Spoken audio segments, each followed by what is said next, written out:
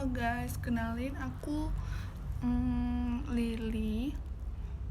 Di sini aku mau sedikit sharing nih ke teman-teman gimana perjalanan skripsi aku. By the way, aku dari sarjana farmasi dan sekarang alhamdulillah sudah menjadi apoteker. Di sini aku ingin berbagi cerita mengenai skripsi aku yang waktu S1 farmasi kemarin. Sebelumnya mohon maaf kalau aku agak gugup nih, ini video pertama aku ya. Sebelumnya untuk di kampus aku itu ada 5 bidang nih untuk buat penelitian, dimana ada bagian teknologi farmasi itu mencakup dengan pembuatan produk, misalnya kayak pembuatan gel, sirup, lotion gitu-gitu, pokoknya pembuatan sediaan farmasi deh gitu. Terus yang kedua ada tentang farmakologi, itu menggunakan hewan uji, biasanya kayak mencit atau tikus gitu, yang nanti diberikan obat untuk kita lihat nih apakah ada pengaruh atau apakah ada toksik gitu terhadap obat yang udah kita berikan kepada hewan uji tersebut.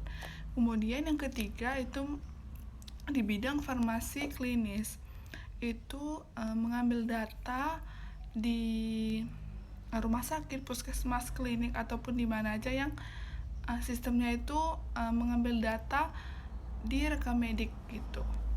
Dan selanjutnya itu ada farmasi kalau aku lupa ya, ada kimia bahan alam. Kimia bahan alam itu kan kita tahu nih bahan alam gitu. Bahan alam itu mencakup kayak uji flavonoid, fenolik gitu pada tumbuhan, nanti biasanya dibuat ekstrak dulu gitu. Kemudian yang terakhir itu ada kimia farmasi, itu tuh kayak menggunakan alat HPLC, biasanya uji antioksidan gitu, ataupun sintesa obat kayak ataupun selain itu ada juga docking gitu. Dimana kalau aku itu skripsi aku mengenai nih pengaruh pemberian ekstrak etanol daun rimbang terhadap penurunan kadar kolesterol total pada tikus putih jantan. Dimana kalau penelitian aku ini itu diawali dengan membuat ekstrak daun rimbang, dimana pada bulan-bulan mau daftar sempro itu udah mulai mencari nih daun rimbang yang mana yang mau diambil. Soalnya kan kalau buat ekstrak tuh kan daun rimbangnya cukup banyak ya, soalnya aku kelompok gitu, jadi mencari daun rimbang. Jadi ketika udah sempro nih bisa langsung kerja, langsung dibuat ekstraksi, dimana untuk ekstraksi itu kan cukup lama ya nunggu keringnya gitu. Jadi setelah diekstraksi nanti